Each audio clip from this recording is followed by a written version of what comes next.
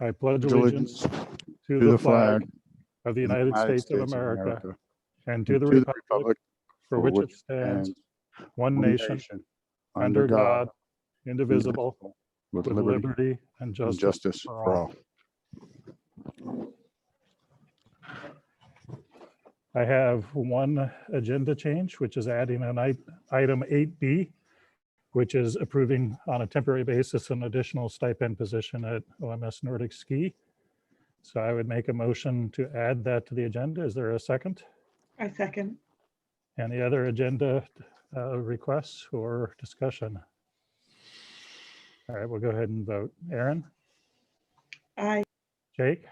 Aye. Leo? Aye. Mark? Aye. I also vote aye. The agenda is adjusted. No minutes from last week. That's too quick a turnaround. So we'll move to warrants. I would make a motion to approve warrants payroll 10, main purse October, regular warrant 10, and bond warrant 25. Is there a second? I second. Any discussion? We'll go ahead and vote. Aaron? Aye. Jake? Aye. Leo? Aye. Mark? Aye. I also vote aye. Which brings us to public comment. So the floor is open. If anybody wants to speak, go ahead and unmute yourself and jump on in.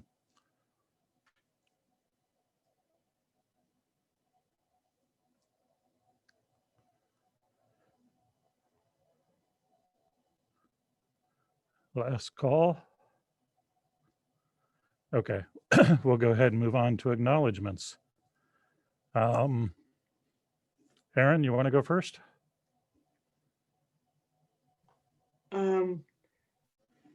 I want to acknowledge the Asa Adams PTO for still cracking along, even though it's hard to get things done, but still trying to do something special for the teachers.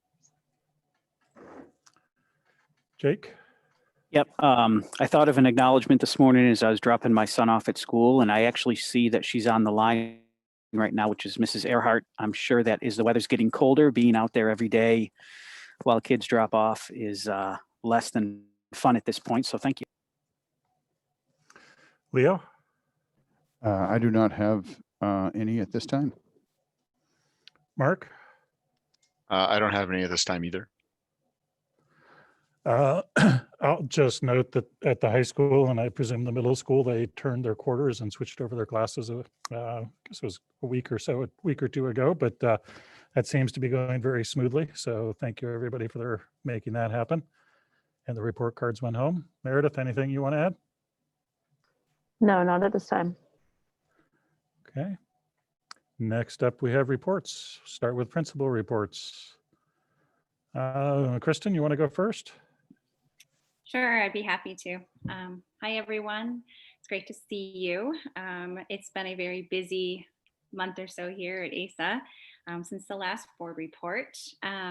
We have had, as you see in the report, we've had our election at ASA. We were voting between two different cookies, Oreo or the Chips Ahoy. Staff were able to cast their vote on Google Forms, and I got to see some students doing some voting at their voting booth, and the winner was Oreo. We learned some valuable lessons about winning gracefully and losing gracefully as well. So that was super fun. Our student council is going. Mrs. Neville is doing a fantastic job, and the amount of students wanting to participate is wonderful. And this is exciting for me because this is new territory. I've not been part of a student council before as a principal, so this is super exciting for me. So, and also the working with the ASA finishing committee, we have been meeting. I believe we've had 2 meetings, and Ari has come to our school and shown us all of the different options for the different finishes and the new sections of the building. It is so much fun. This is just something that I really enjoy doing. It's been fun to work with the great group of people that are helping out. We have Sarah James, Sarah Kreutz, and Lisa Earhart, and Brent, he does a great job as well. And so we're just all getting guided. It's been great. It's fun. And I can't wait to see it come together. Speaking of which, the building itself is amazing. I'm not sure we get to see it up close like we do, but it is really exciting to watch it all come together as well. We have parent-teacher conferences tomorrow and Monday. We're excited about that. Report cards will be going home. Our trimester ends on this Friday. So the report cards will be going home the following Monday, the 30th. So parents will be looking for that. We are so excited to have our third graders back. That has been a great transition. It's just wonderful to be able to see them all. And what else?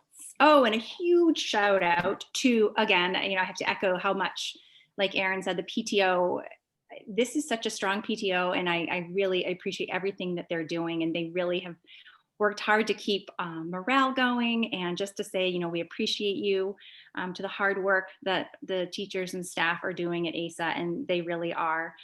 We want to say a huge thank you to Jason DeSisto, the ASA Adams PTO Eagle Scouts from Troop 76, Jen and John Parker, and everyone who helped out with the fundraising events for our sheds.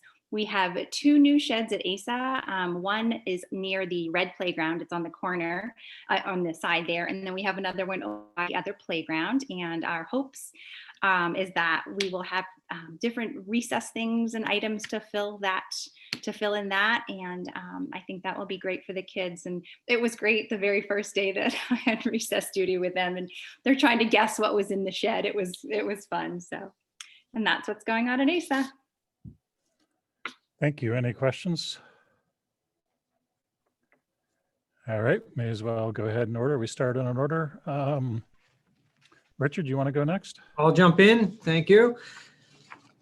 So I'll just go down, and following under the heading of student celebrations, we ended our quarter on October 30th. And so we are currently partaking in our quarter 1 recognition ceremonies, where we recognize students for athletics, extracurricular, co-curricular, and academic achievement. So we tried something new this year with grades 6 and 7, and we held our ceremony on November 20. Last week. We held it last week, not November 20. Virtually for grades 6 and 7, and with our smaller 8th grade numbers in cohort A and cohort B, we did our first group in person in a more traditional manner. So that was kind of fun trying it out, and the virtual ceremony was interesting. I had student speakers come into my office, and we used a wide angle camera to capture them, and they could speak that way. It was a lot of fun. And we had 37% of our students attained honor roll, which is all A's and B's, and 30% of our students attained high honors, which is all straight A's. So nice numbers there, and it shows how hard our students are working this fall. November 2nd, to begin the second quarter, we brought our 7th graders back, and I just wanted to report out on that the students are doing a great job adapting and maintaining responsibility and during this time. I really hats off, especially to our 7th and 8th graders who, our older students are really stepping up and doing a nice job this year. And so I feel real good about, you're always nervous when you bring more kids back into the building during this time, but I'm happy to report that it's going very well so far. Just like at ASA and at the high school, we're in the middle of parent conferences. Last Tuesday night, we had our first round, and tomorrow night we had, Thursday night, we have our second round. And conferences this year are also virtual, and last week they went well. The sign up process went seamlessly. We're using ptc.com, which was the same format they used at the high school. So good reports all around on the parent conference format. We'll see how it goes on Thursday. I'm happy to report that professional evaluation, teacher evaluation, to date, I met with all teachers, all OMS staff, professional staff rather, and we reviewed progress on the evaluation cycle, whether they're on year 1, 2, or 3, probationary or continuing contract teachers. Like, so we're just reviewing things like remote instructional progress on the remote instruction, professional goals, classroom observation timelines, and established meetings for those. So that's going well, and you know, we'll continue on with that process as we move through the school year. I just wanted to add, I felt it important to really get this up and running right off the bat, and you know, because we don't know what's going to happen. So I wanted to get as many classroom observations in early in the year as possible. I want to give a thumbs up to Mr. Tatunik. Mr. Tatunik joined us this year as a permanent substitute teacher, and he's really taken on a very flexible role within our school. And Mr. Tatunik has a background. He grew up in the former Soviet Union, and so he has some connections in what's current day Russia and Ukraine, in those areas.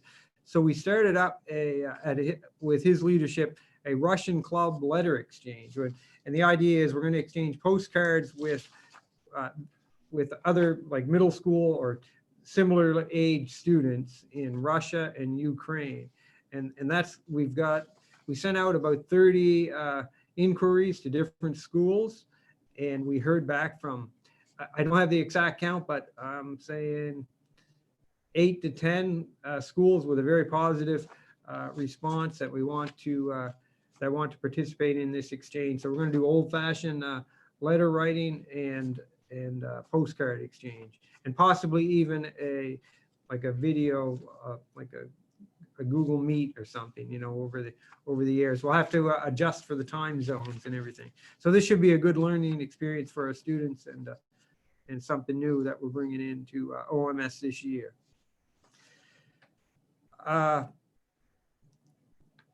Hats off to Rachel, Rachel Sear, who's leading our OMS drama. That's up and running, and the title of the play, you'll get a kick out of this, 10 Ways to Survive Life in Quarantine. It's all virtual. The performance is going to happen on December 4th, and that will be recorded and streamed out to parents, grandparents, etc. So fitting title for a fitting time here. What else do I have? I want to report under student achievement, student data. We talked recently about NWEA testing, and I'm happy to report that we are meeting tomorrow with in our department head meetings to look at establishing a schedule, and hats off to Meredith Diamond and our IT team for working with us. We have a meeting scheduled to look at the technical side, you know, so we get everything in place so that we're ready, and we'll establish our schedule tomorrow and should be ready to go early December for that. That's what I have for now. Thank you. Any questions or comments from the board? Just great to see lots of creativity and different activities happening as usual. So some things are different, but some things are the same. That's great. Reg, you want to go ahead? Sure. Hello, everybody. I just want to start with, you recognize our athletic department. You know, fall sports ended a couple of weeks ago, but I really want to acknowledge our athletic director, Mike Archer, who was really ahead of the curve over the summer, all the way back in July, when we didn't know what direction the pandemic was going to take us regarding sports. And so Orono has been on it since phase 1 of strength and conditioning back in the summer. And I just want to recognize Mike's leadership in that, and also just how fortunate we are at Orono to have this group of coaches that we have. You know, I just included, records and participants and coaches in my report, but you're down through, we have a majority who are also teachers in the district or at the high school. A couple, like Waldo Caballero and Sid Dijak, who have 20 to 30 years each of, coaching the same sport. And so we're just really fortunate to have, the group of coaches that we have and the leadership that Mike Archer provides. And the results that we had this fall just point to how committed that group has been since July. So I won't read down the list, but I just wanted to make sure I recognized our coaches and our athletic director. Oh, and I should have mentioned Bob Sinclair too, as an Orono High School alum, but longtime coach as well. So, and also I did want to thank, a couple of teachers that jumped in for cross country. Matthew Terrell stepped in very short notice as our head coach, and Zach Arnold, who assisted. And it was a tough fall to take on a new sport like that with their teaching responsibilities. So really just all around, a lot of pride in the job they did this fall. So thank you to those guys. Report cards went out last week. I did want to mention, we just couldn't figure out a way, easily anyway, without writing some lines of code, and how to get those report cards to just show the maroon classes from the first quarter. So we did send them home with the white classes listed, hoping that it wasn't too confusing to parents. We haven't gotten a ton of calls that it was confusing, but anyway, we did make that switch over to our white classes. And I happen to be teaching a class this quarter, and I can speak to the pretty smooth transition. It's the kids have been continued just to be great and rolling with it. And I get to see this hybrid model firsthand. And again, just a lot of pride in how we're doing this. And so far, so good in that aspect. Professional development, our teachers continue to participate in this semester-long book study with the distance learning playbook. It's a really applicable book that covers everything from kind of getting your remote learning class started in the fall through, how to engage students. And that's being led by Meredith Diamond, as well as the anti-racism and equity and education team, also being led by Meredith. So we have teachers doing that. On the facilities, I wanted to mention that we are ordering some temporary wall dividers. These are manufactured locally by a company in Herman that is kind of under the radar, this company called Intention. They're in the trade show industry, and they build tension fabric displays, pretty high-tech displays in the trade show industry. And they've had to pivot around, with the pandemic, because there's no trade shows happening. So they've gotten into the PPE market of making shields and masks, but they're also building these temporary dividers. And we're going to order some to use in two areas. One is in the hallway, because as we bring more students back, the congestion in the hallway becomes more, or the more congestion. And so we're going to have a set. They're about 5 feet tall. They're 10-foot sections that we'll space out just to better separate kind of the direction of traffic flow. And then for the gym, if we wind up needing them, we've got 40-foot sections that we can divide half of the gym up into temporary classrooms if we wind up needing larger classroom space as students eventually return. Or if we need to split it up into lunchroom space and classroom space. So those will be arriving probably mid-December, early to mid-December. So just a heads up on that. And then finally, I wanted to just recognize our school counselors, Holly Gunn and Troy Wagstaff, who, I should have put this in my last report, but they administered back in October, middle of October, a school day SAT for just Orono seniors. That was on Wednesday, the 14th. And then a PSAT on that Saturday for any interested 10th or 11th graders. We in the years past, we typically offer that as kind of a requirement for 10th and 11th graders. But this year, we did it on a Saturday, made it optional.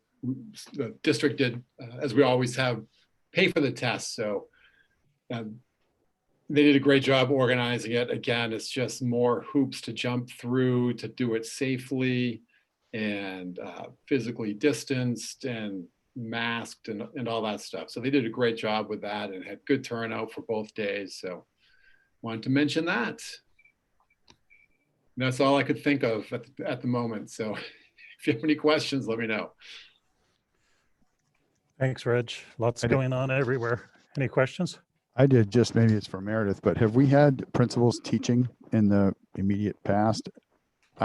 Is that a normal thing from the high school or any level? I think Reg has been teaching every other year, right? So in the rotation you have now with the computer science class. Yeah. I didn't recall it happening in the past, but I get my comment is I want to commend Reg for doing it. I think that's pretty cool. And I'm sure you get a lot from it, both being around students, but also just especially with what's going on now. So I want to commend you for doing that.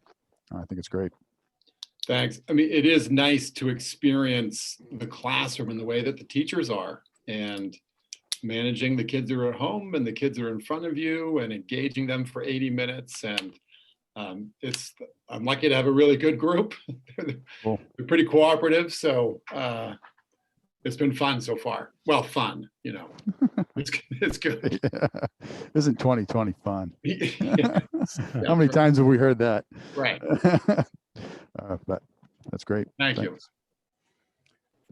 Anything else? Okay, I think we've got a superintendent's report next. Yes, I don't have a lot to report tonight outside of our discussion since we've just met. I will say that our annual audit is underway. They're doing it a little differently this year. They're minimizing their time on site. They will be on site on Monday, but we're pulling items that they've requested now. So they're on roughly the same timeline as typical. So you should expect to have the audit report by typically around February is when we do that presentation. So that's happening right now amidst everything else.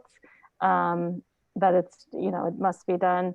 You know, CRF, our business office, it's been a significant kind of undertaking. So they've really had to just pause a little bit on CRF to attend to audit. Meredith D certainly working a lot on ordering CRF right now. So in that regard, it's moving forward. Reg mentioned some CRF. Reg is handling the divider purchase from CRF funds. So lots of purchasing happening over the next few weeks because we have to have everything in by December 30. So much is happening in that regard. I'll just defer unless there are questions for our discussion. Any questions? I did have one question. Do we, have we been able to get started on the new building out by the athletic fields? Has that started yet? Yes. Yes. I believe they were working on some groundwork so far. So, yeah. Anything else? All right, we'll go ahead and move into the next topic, our perennial COVID update and discussion. I shared with you, I think you all saw the email I sent to the community, our school community on Friday, that outlined yellow, what yellow might look like for us. We had a lot of discussion. Had been having discussion and kind of finalized our thinking around that as we it finished last week. Wanted to get that out to the school community, and really that's based upon kind of as we look at counties that have gone from green to yellow. You know, it indicates that they're in a different place than we are now in Penobscot and have been since we started school. So things would look quite different here if we turn to yellow. So that's really the thinking of you know, we really think our schools need to look a little different than they look now if we are in that kind of yellow frame. A lot of districts around us are actually in almost really a full-time yellow frame right now. In Penobscot, we've been, I would say, more aggressive than some to make movement toward green. But there's really a full range of what schools are doing. Some schools are really operating more in green with, you know, all the safety protocols in place. Some schools are operating more in yellow. We're really have our feet on both sides. So should our school advisory rating change to yellow, our thinking is that we would need to shift kind of toward the yellow again more than we have been trending lately, going more toward green. So I communicated the pause that we talked about at our last meeting to our school community, and then communicated, this is what yellow would look like. Kristen sent out some further details about the ASA yellow plan for K through 2 to her school community. Was that last night, Kristen, that went out? I think it went out Monday afternoon, I think. That was yesterday. Yeah. Oh my gosh, yes. I know, that's how we all feel. So those details are, with K2, we're looking at that a bit differently. And the thinking is to have fewer classes attending on any given day, but for a particular class, all the kids to be there. In K through 2, we're still able to maintain the distancing that is that 6 feet distancing where we're comfortable with that kind of load on a classroom, and in reducing the load on the building at that end of the building, and the number of kids who are in the morning being dropped off and picked up is kind of the main difference that we're accomplishing with that. The K2 teachers really felt like it would be most challenging for that age of learner to for the learning to not be synchronous with the whole class, that it would be difficult to provide meaningful instruction for those K2 kiddos while the teacher is working with the K2 kiddos in the class. So that's why it's a more of a synchronous hybrid model for K through 2. We feel like that's a model that makes sense if we are in a yellow frame. I think, our hope is that we don't have to go to that. I try to listen to Dr. Shaw's briefings. And, if you listen to those and look at the numbers, things aren't trending positively, but certainly in Penobscot, we're doing better than most counties. But certainly that's been changing statewide. So I don't know where we're heading. We've been, again, fortunate so far, and it feels like everyone around us is being touched by, cases and school communities. But, one thing that I keep, it just, resonates in my mind, and it's something that Dr. Shaw said in his briefing yesterday, I believe. And the Commissioner of Education said it in the meeting I was in with her last week, and that, the CDC data is showing that schools are among the safest places to be right now. That cases are really they're not showing widespread transmission in schools, but that for cases that have happened in schools, typically they are because of community transmission happening, not because of community transmission within the school. So, the point is made that schools are a high priority to keep open for in-person learning as much as possible because of obvious benefits to students and their not only academic learning but social and emotional well-being, and to communities at large. And frankly, kids are shown right now in the data, the CDC is saying, to be safer there than if we're having kids be in other places. So it's always a balance though, right? It's looking at, if we're in yellow, things are not really going well for us in Penobscot County and these other places that have gone yellow. you can kind of see on the, I put the report that Brian provided today, but also the same report that we've been looking at from the CDC website. And, you know, you can kind of see the trends that follow in some of these places that have gone yellow. Their picture looks different from ours. So I guess that's my feeling, that if we get to a point of being yellow, things would look and feel different than they feel right now. But also counterbalance that with schools are, you know, among the safest places to be. So that's kind of why we are trying to preserve as much in-person time as we can. And if we go yellow, we feel like it does need to correspond with some change in the load that we're having in the building each day. But think it's, you know, in making that change, helping to extend the opportunities for all students to have in-person learning. So that's what we've kind of shared as our plan. And, you know, we're continuing to look at feedback and invite questions or comments, feedback that you may have. Anybody have feedback? I did not see, obviously, the letter that went out. So, and I'm not real clear what you just described for a K2. Could you provide a little more like clarification on that?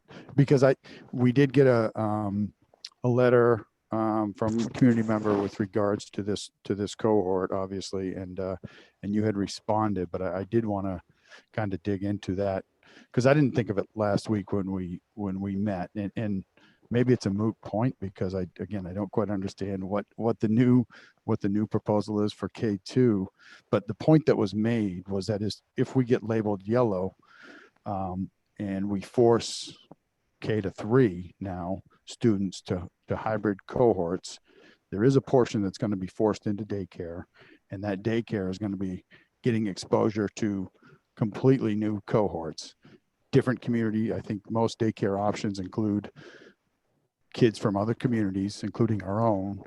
I don't know to what level, but I know it was offered to university parents as well, right after Orono had first dibs.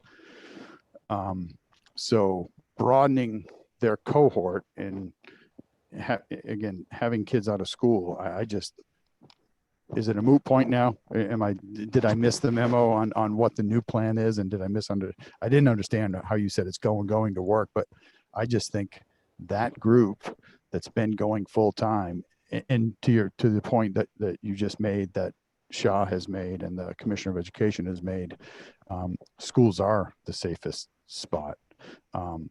So I just think that would be that'd be the wrong solution for these kids, for that level kid that's going to have to, some portion for sure is going to have to get some daycare, and that's just going to broaden their universe and broaden their cohorts. So Sure. So I'm going to let Kristen explain the K2 framework, so because she might have better words to describe it than I am finding. But I would just say, you know, two things in response to some of the things you just said. Number one, I do think that, Dr. Shaw and the commissioner are absolutely right, but they have this rating system in place to indicate it may not always be possible to have all kids in the building full time. And so I think that's what this rating system is designed to give us some indicators for. And secondly, the childcare program that we have is, again, it only goes through December right now. We have a meeting set up in the next day or so with the folks who are running that program, just to talk about future and what possibilities there are. We have not had a lot of families taking advantage of that though. So if we didn't have more families, certainly it would not be able to support itself. But we're talking to them about, if we go yellow, what could the program do to expand the offering to more grade levels if we had to, if we went yellow. And it's my understanding that right now the university still has not made that available to their employees. It kind of got tied up in, I don't know what's happening with that, but our students are the only ones there. And I think a couple of our employees who have their children in other districts might be taking advantage. So it's a very small enrollment right now. So Kristen, do you want to explain Just- the K2 model? Just briefly on those 2 points, there is the Y is also running a daycare. I know, which multiple, They are. which I don't know if we have any students that go there. I but thought you were asking about our program. I was just Oh, clarifying. no, I was just saying any sort of program, and including ours, I think has multiple communities coming to it. That was my only point. Right. Ours really Um, doesn't. It has maybe one kid, yeah. not ours. Okay. And with regards to the rating system, I understand that. And we did talk last week about that is It's advisory. advisory. In the phrase, yeah. Yep. Kristen? So I met with K2 staff last week, and we talked about various options for hybrid. Obviously, one of the options would be to split a classroom in half, like what we've done for grades 4 and 5, and previously for grade 3. The difference being that these students have been together from the very beginning. They don't know about being split. You know, it would be more difficult to do it that way. Also, they've really built up this relationship and this collaboration as a group, as a cohesive group. So we mulled over some different options, and one of the options was to, in order to lighten the load, to have various grade levels come on certain days. So for instance, and then you also have to look at the numbers as well. So this is what the framework that we came up with. So we have kindergarten, so all 3 kindergarten classrooms, and then 2 of the 4 first grade classrooms would attend on Mondays and Thursdays. And I'll talk about that in a second. And then the other 2 first grade classrooms and second grade would attend on Tuesday and Friday. That created, rather than have the entire first grade at the same time, this actually created it so that the numbers were much more balanced. As far as lightening the load. Also, if you know, at ASA, all of first grade is down in one section, and then a second grade classroom as well. So having first grade all come at the same time doesn't really lighten the load at that end of the building, so to speak. And so that was the rationale for the splitting of that. And then we talked about keeping it the Monday, Tuesday, Thursday, Friday cohorts, like we also do for the other grades.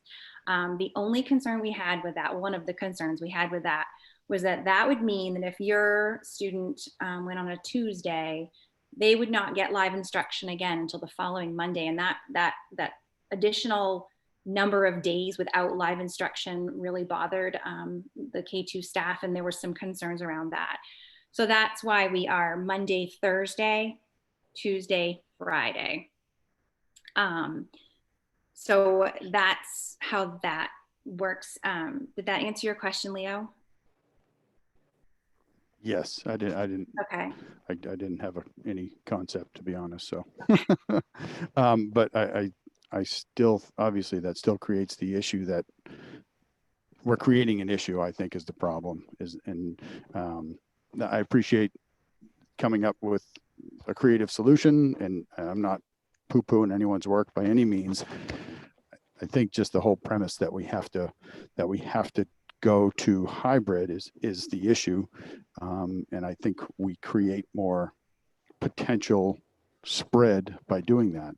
And I really think that has to be a critical piece to what we're trying to mitigate.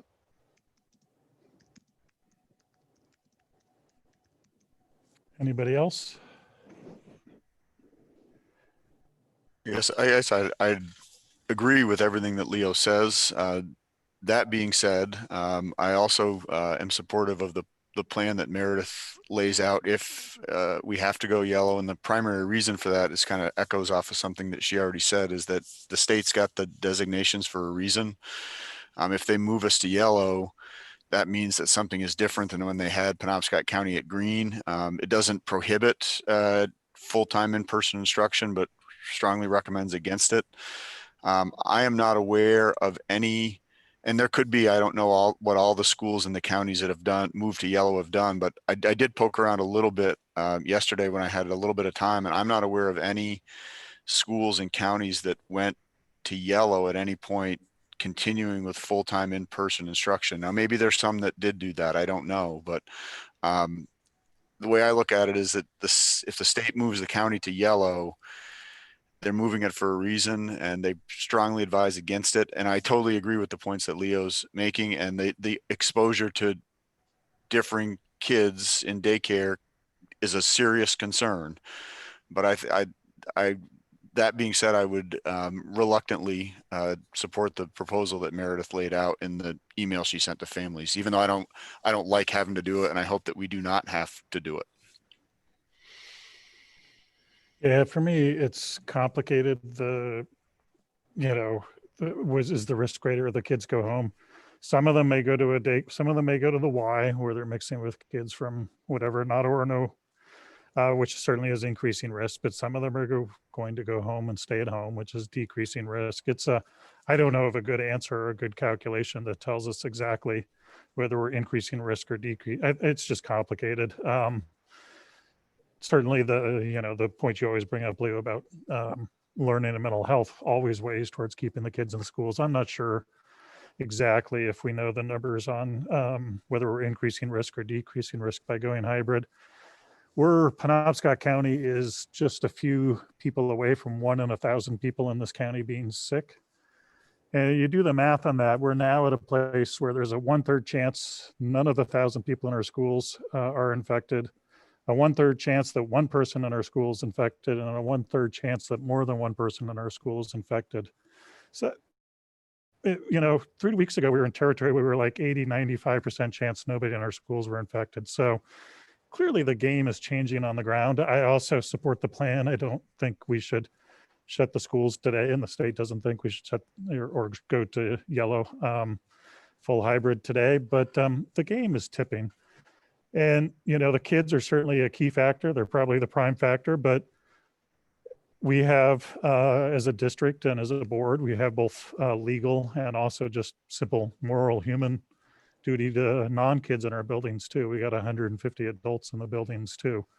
Some of them are not at particular risk, and some of them are at some degree of risk. So it just gets really complicated really quickly. And I don't think we're at the point this week, but if you look at this exponential growth, I do think it's a wise thing that we're starting to talk about and have conversations.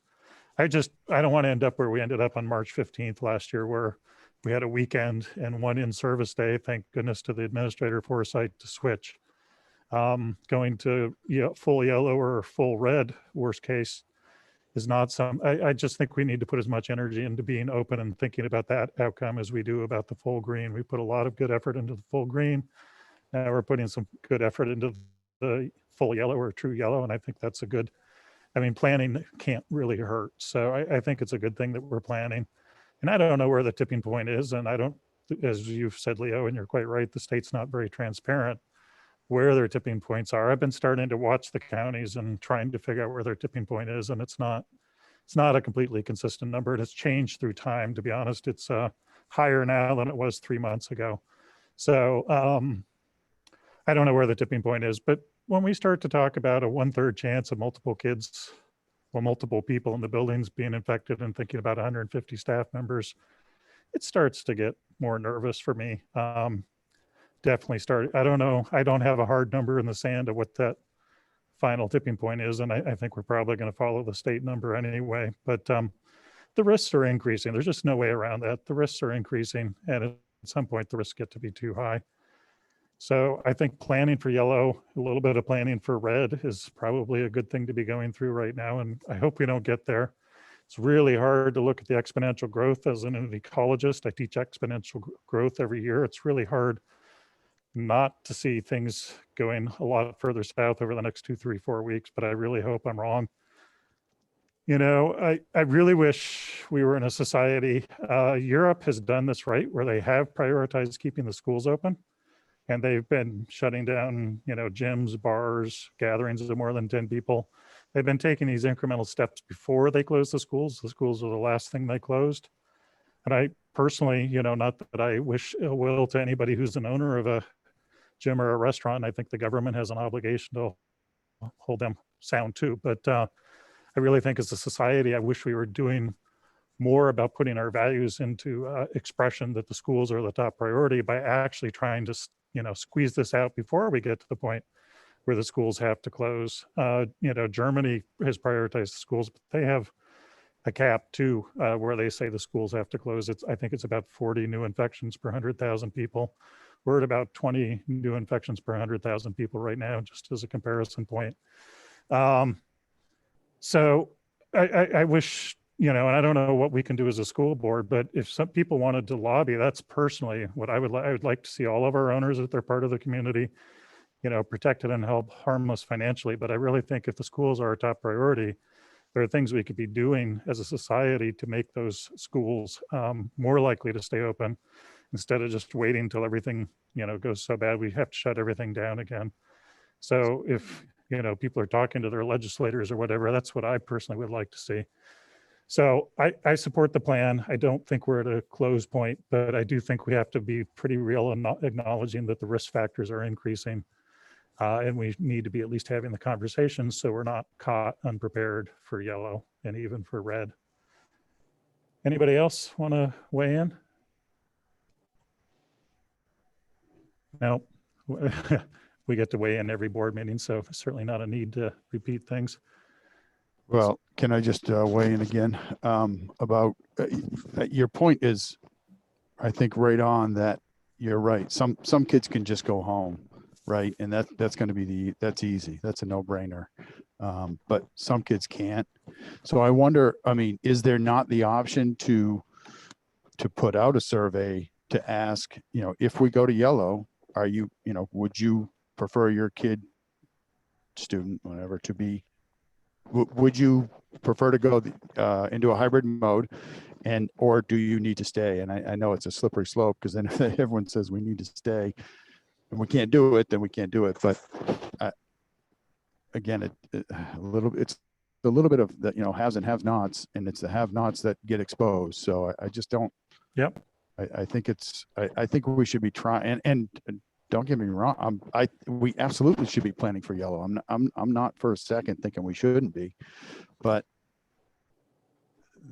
there is a discrepancy between what people's capabilities are as parents, and I think we should be doing everything we can to accommodate. And I keep going back to this really being the safest place for them is in school. I think that's proven. And if we get cases, then that's going to shut down. That's a different story. But if we can have them here, and they're not passing the disease, that's the best case scenario. Yeah. So I guess I'd ask that we consider that option of offering or surveying, like who has the capability to be home, and what would that look like? Because if that lessens the load significantly, then we stay in that mode, and those kids that can be home will be, and they'll be taken care of at home versus having to go to daycare. Yeah, for sure, one thing that's very weird about this is, one virus affecting the entire globe, but it's affecting different people so differently, right? There are parents who can stay home. There are parents who would stay home anyway. There are parents who can't stay home. And by the same token, there's parents who can instruct at home. There's parents who are not really in a position to instruct at home. There's a very broad range of outcomes for kids as these things happen. And I agree, we need to worry about the most vulnerable kids. It is a slippery slope to start saying, well, you have a parent who doesn't work, so we're going to send your kid home. And I know that's not exactly what you're saying, but I totally support the direction you're heading, Leo. We need to be thinking creatively and out of the box. I think just, drawing a line in the sand of keeping the schools open until the very last day is missing an opportunity that we could do better by thinking creatively and out of the box and different solutions, whether some of it may be the daycare option, which I heard Meredith say is mostly our own kids, so it's not really up in the exposure. I don't know what the solution is, but I would like to keep talking about out of the box. I don't think just go until we have to give up is a great solution. I'd like to find all the shades of gray and the ones that meet the needs of all these different kids coming from these very different places. So I do think we should keep that conversation and think creatively about what the way to meet, because these kids do have different needs, what the way to meet those different needs are. And I certainly don't have the answer tonight, but I totally support thinking out of the box and creatively, and not just kind of going in lockstep with simple plans is a great direction to be going. Anything else anybody wants to add? All right, so I noticed you had the sub-agenda, possibly the need to meet on December 1st.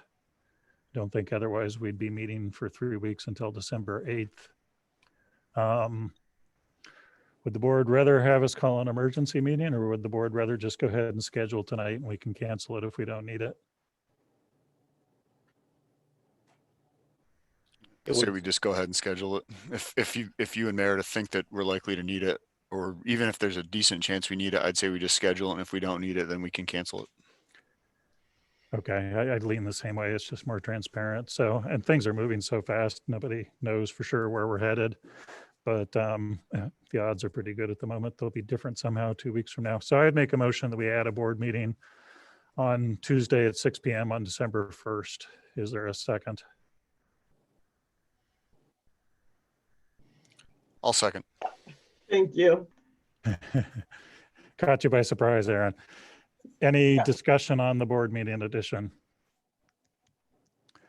All right, we'll go ahead and vote on the motion to add December 1st at 6 p.m. Aaron? Aye. Jake? Aye. Leo? Aye. Mark? Aye. I also vote aye.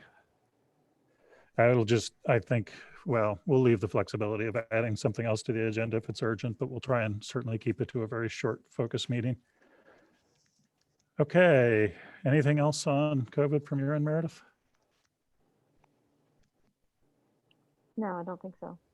Okay, we'll go ahead and move on. So we have staff nominations. So first I'll make a motion to fill existing slots. So I would make a motion to approve the co and extracurricular nominations as presented in the board packet. Is there a second? I'll second. And I will go ahead and read that as soon as I can pull it up here. There it is. So this includes Chris Libby for indoor track, Tyler White for assistant varsity indoor track, Ed Catala for boys varsity basketball, John Donato for girls varsity basketball, Sean Tochi for boys JV basketball, Derek Sinclair for girls JV basketball, Sid Dijak for Nordic skiing halftime, Ann Ross for Nordic skiing halftime, Travis Cole for varsity cheering winter. So that's been moved and seconded. Is there any discussion or comment? So I'd just like to clarify that we're bringing you these pending kind of decisions that are still in process, and we're not going to issue contracts until there's more known uncertainty about this. So this approval will just allow us to issue contracts once we know more about what may or may not happen with some of these sports. That's a good clarification. I mean, personally, I feel like the board has been pretty on behind if there is a meaningful student activity going on. Oh, did I mute? No. Oh, yeah, sorry. Meaningful student activity going on.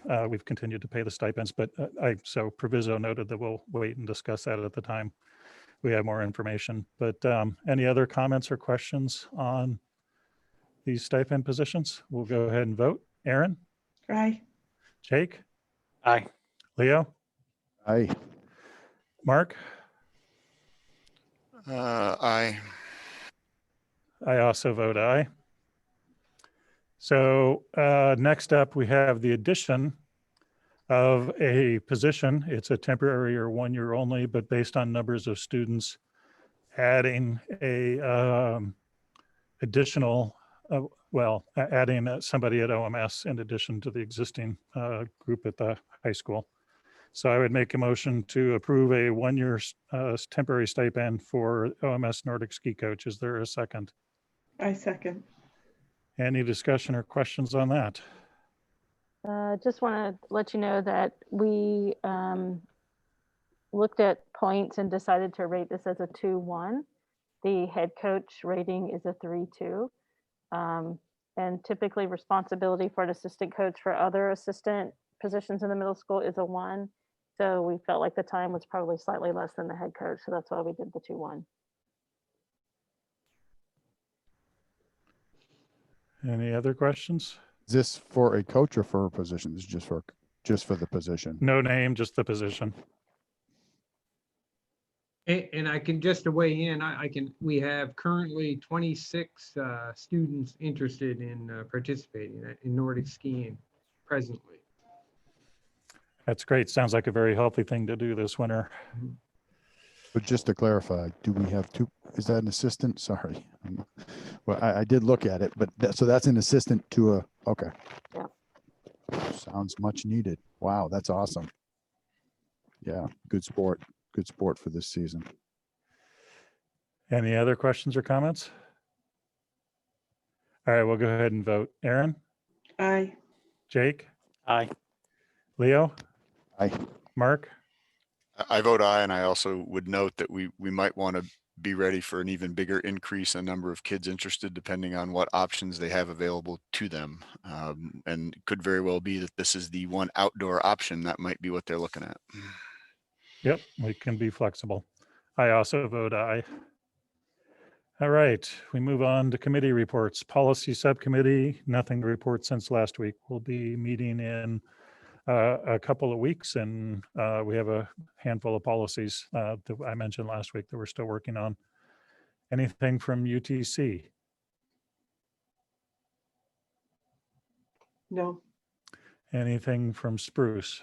Yeah, we actually have a virtual meeting this next Monday at 6. Okay. Anything from curriculum? I think met last week.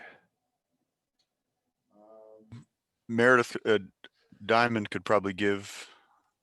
My computer's saying I'm muting, but I'm not muted. I don't believe, am I? No, I hear you. No. So we did meet last week. Meredith Diamond can probably give a more full update than I have, but we definitely covered a fair amount of ground last week. There's a lot of good stuff going on, and I think Meredith D is keeping us moving forward on curriculum, which is one of the things that we were hoping when we decided to fill this position. Okay. Meredith, did you want to add anything? Well, in short, the focus really has been on maximizing the relationship between our discussion about instruction and our discussion about instructional technology, working alongside the tech committee to align our efforts in a way that supports a 5-year plan for the district with respect to what we want technology in the district to look like subsequent to remote and hybrid learning. And this most recent meeting forayed into the realm of NUIAs and the use of that data in district to identify areas and students who are in particular need of focus in order to recover from COVID losses. So we are exploring that at the building level. Great, thank you. Facilities and building. I don't know if there's anything significantly different than last week. Anything you would add, Meredith? I would just add that kind of following on something Kristen said about the Finnish committees, ASA got started with that first. OMS OHS committee is pretty far along in that process. The auditorium committee just met today for the first time. So it's really, exciting work. Everyone's, I think, excited and appreciative of being involved in that because it really makes things real. I think the nice thing is that they're helping us with a thread and some uniformity. If you walk through our buildings, there's not a lot of kind of consistency or a consistent palette. So it's going to be really nice, these areas. And so it'll give us something to kind of continue on as we, once this project is finished, we'll pick back up on our kind of rolling updates through the building that we were trying to accomplish that we really had to pause because it's just too much going on to continue that. So I think it'll be a nice way to kind of push reset on just the color palette and the design of our interior spaces. Great. Anything on wellness? No. Any requests for other business from any board members? Requests for future agenda items? All right, we're back to the second public comment period. Would anybody like to make a public comment?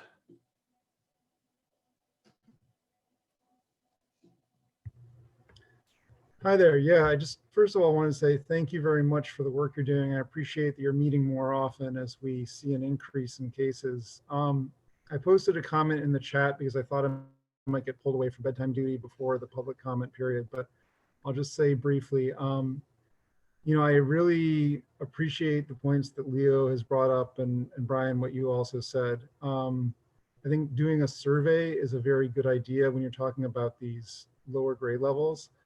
Right now, you know, the way the classrooms are set up, all the kids go outside and play together at recess. And I feel like in each of these grade levels, the whole grade has basically become a cohort. And I think that if we have increased viral load in the community, that having fewer days of the week where kids are exposed to each other is probably not such a bad thing. But if you're sending these kids to another community on the days that they're not here, that doesn't seem to make a lot of sense at all. So that idea of doing a survey really resonated with me as a way to see if sending kids home part-time would be a good idea or if it would just increase risk. And that's about all I have to say about that. Thanks, guys. Thank you. Appreciate all the feedback. We'll figure this out together. Any other public comment?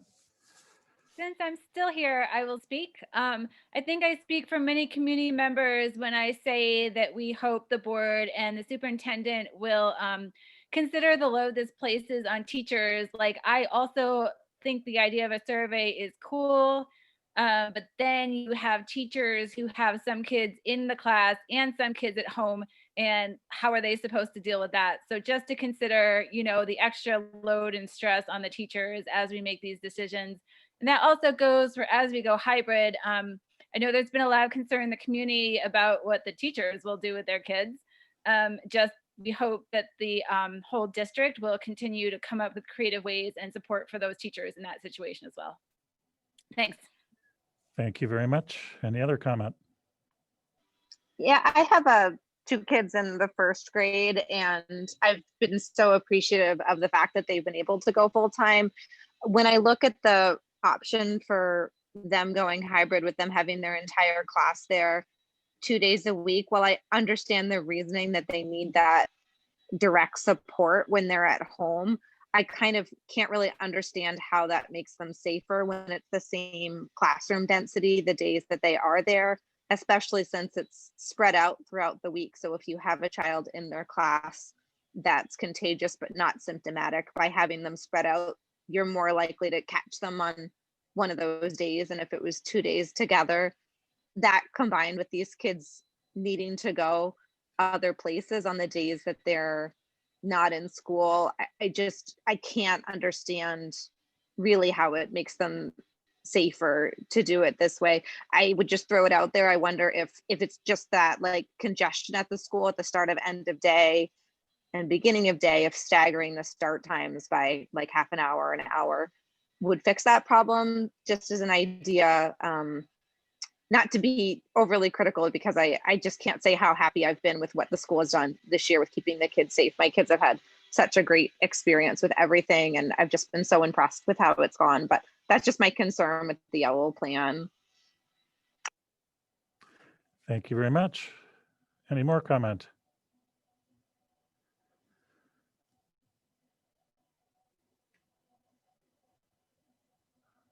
Last call. Okay, we'll go ahead and move on. The next meeting is now December 1st at 6 p.m. on Tuesday, as usual by Zoom with the board and the library. Is there any requests from board members for information and follow-up?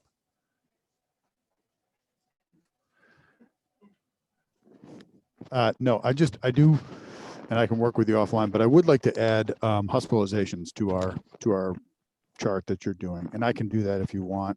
But I think that's it's